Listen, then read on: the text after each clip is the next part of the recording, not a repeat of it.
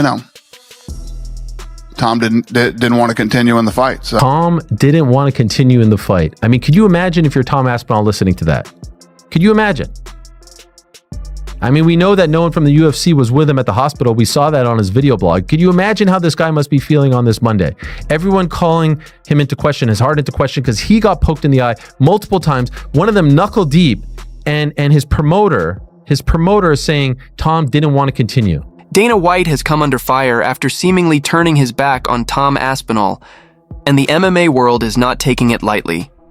Following the chaotic finish to UFC 321 and the controversy surrounding the eye poke, many fans expected Dana to stand behind his interim heavyweight champion, but instead, he went in the opposite direction.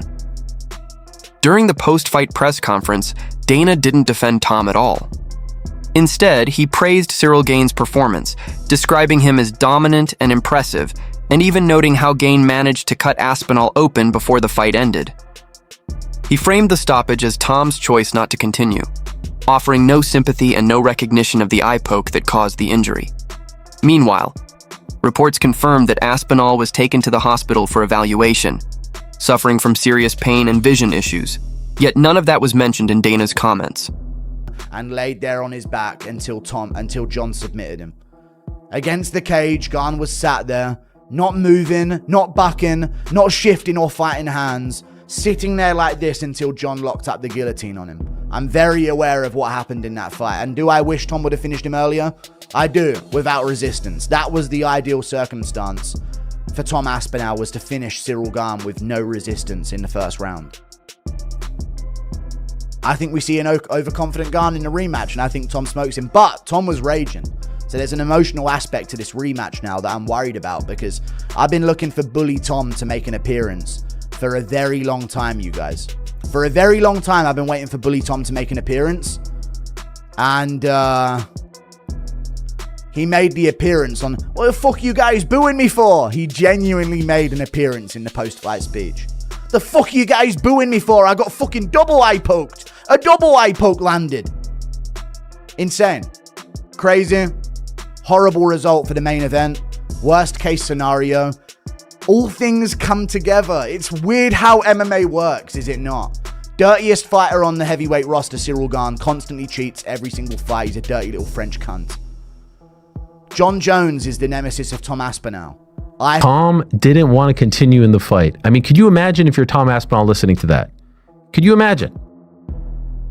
I mean, we know that no one from the UFC was with him at the hospital. We saw that on his video blog. Could you imagine how this guy must be feeling on this Monday?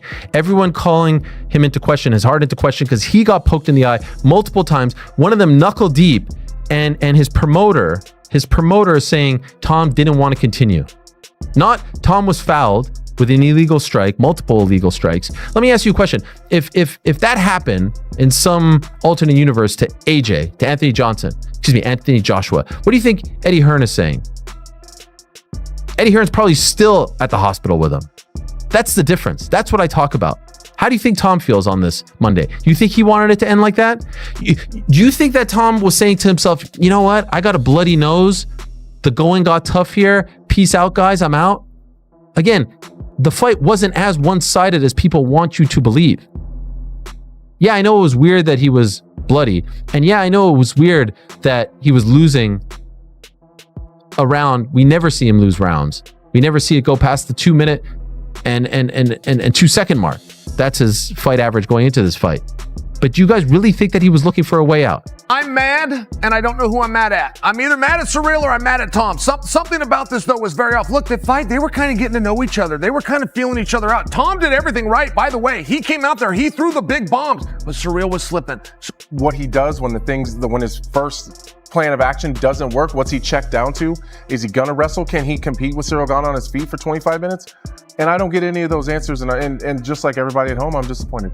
Being poked in the eye is illegal, Brendan, but to fight with one eye is very common. They've done that on the UFC broadcast, by the way, and humiliated Ciryl Gane for what he was fucking doing. That doesn't happen by accident. And you can hear Aspinall's team, what the fuck is this? A double poke? I just think Ciryl Gane's a dirty fucking cheat. I'm disgusted in that, like. I'm fucking disgusted. Because you can fucking take someone's eyesight for life doing that shit. All because the pressure's getting you and you're feeling the heat. What the fuck are you doing in Nathan. There should be a fine and a suspension for that level of shit, in my opinion. Because if you're going to fight like that, you're going to fucking blind people. But let's take a look at what Dana White had to say. Ariel also pointed out that Dana never criticized Ciryl Gane once, despite the fact that Gane had been warned multiple times by the referee for keeping his hands open, the very thing that led to the fight-ending eye poke. Instead, Dana appeared to shield Gane from blame, even praising his performance while publicly undermining Aspinall. Many fans and analysts believe this may be part of a larger tension building between Dana and Tom. Not long ago, Aspinall made headlines when he said that if his close friend Andy D'Elia ever joined the UFC and the two were matched to fight, he would relinquish his title rather than face him, a statement some saw as defiance toward the promotion's mindset. Do you think that Tom was saying to himself, you know what? I got a bloody nose. The going got tough here. Peace out, guys. I'm out. Again, the fight wasn't as one-sided as people want you to believe. Yeah, I know it was weird that he was bloody. And yeah, I know it was weird that he was losing a round. We never see him lose rounds. We never see it go past the 2 minute and 2 second mark. That's his fight average going into this fight. But do you guys really think that he was looking for a way out? And again, I bring up the topic that I brought up last week, and I bring up the topic that I've been bringing up ever since I've been sitting in a chair like this, talking into a camera like that. This notion of intentional versus unintentional is the stupidest shit in sports. Period. Period. You don't hear it anywhere else. Let me ask you guys a question. Yesterday, I'm watching the New York Knicks against the Miami Heat. Crucial juncture of the game. Knicks are down like 8 or so. They have the ball. Josh Hart gets called for an offensive foul. Illegal screen. Do the referees converge and say, like, did he mean to do that or did he not mean to do that? No, a foul is a foul. Ball goes the other way.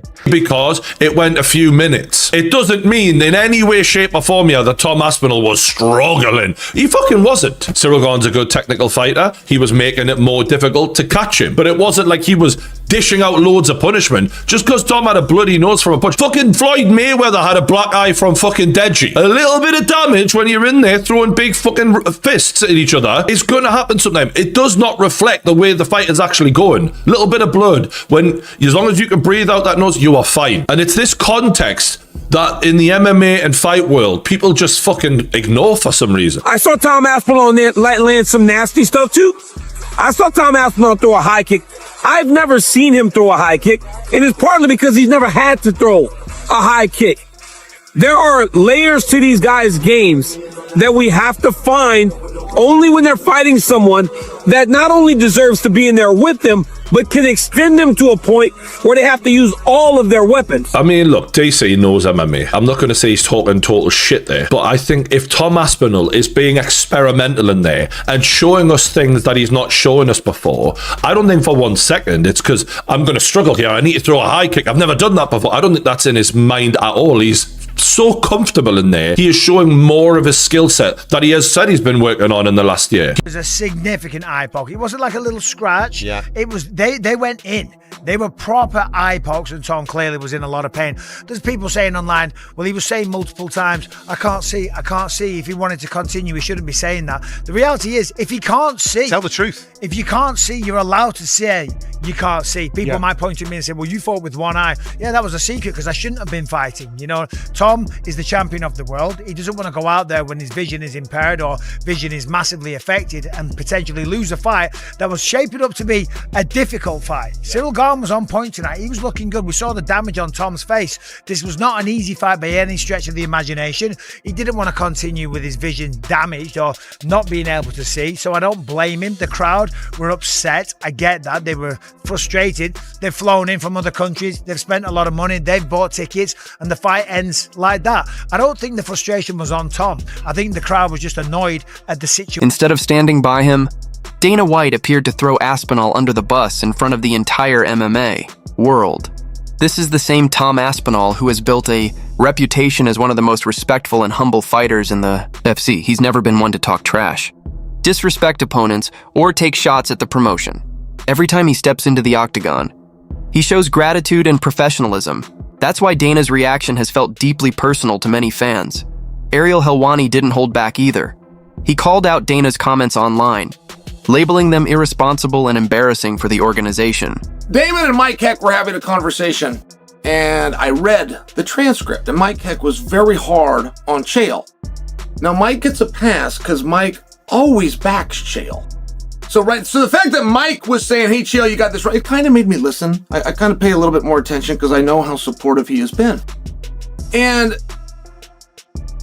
Tom's stock going down. Let's take a look at that. So let me give you some numbers, okay? Numbers don't lie. My partner's DraftKings had Tom at one point, and it was, you'd have to check the chart, it was a spike in the graph, but they had him on fight day a 3.5 to 1 favorite. It did not close at that. But Tom actually went up, became a larger favorite after the face-offs at the weigh-in. Okay. When the fight goes off, he was actually inside of 3 to 1. But let's just call it 3 to 1. When my partners at DraftKings come out with a new line for the fight that is eventually going to take place, it's going to be close. There will be times, I mean, if they were to do it today and money starts coming in, they take action, that Ciryl could be the favorite. Try to imagine that. So when we talk about Tom's stock dropping, that's a very tough claim. I mean, on those hands, a guy that was a 3.5 to 1 favorite that is now the underdog, you'd think that his stock dropped. But the anticipation to see Tom versus Ciryl was very small, guys. That pay-per-view did not. That remark reportedly didn't sit well with Dana White, who viewed it as a sign of disrespect toward the promotion. Adding more fuel to the fire, Tom's father, Andy Aspinall, mentioned in an interview that he doesn't want his son to re-sign with the UFC once his current contract expires, suggesting that a move to boxing could bring bigger paydays and fairer treatment, with all of that tension simmering beneath the surface. It's no wonder Dana's patience may have finally snapped, and history shows this isn't the first time something like this has happened. Fighters such as Francis Ngannou, Nate Diaz, and Tito Ortiz have all found themselves in Dana's crosshairs after speaking out or challenging the system. Now, Tom Aspinall is facing the same treatment, being portrayed as a fighter who quit, even though video evidence and medical reports confirm the injury was legitimate and severe. He wanted to continue, but physically, he couldn't see well enough to fight safely. What the f is he doing? The left one was really deep. The left one was really deep. Sorry. Yeah, sorry, you got one point before it. Yeah, twice before he got one for it.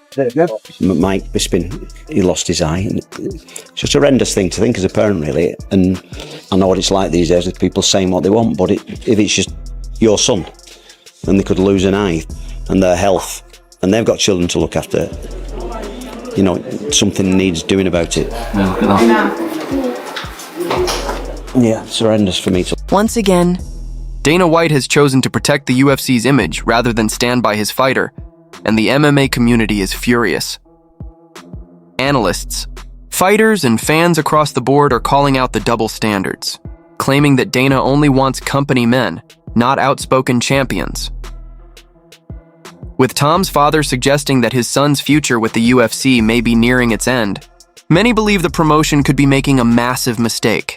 Because if Tom Aspinall decides to walk away, he wouldn't just be leaving as a top contender, he'd be taking a huge piece of the heavyweight division's future with him.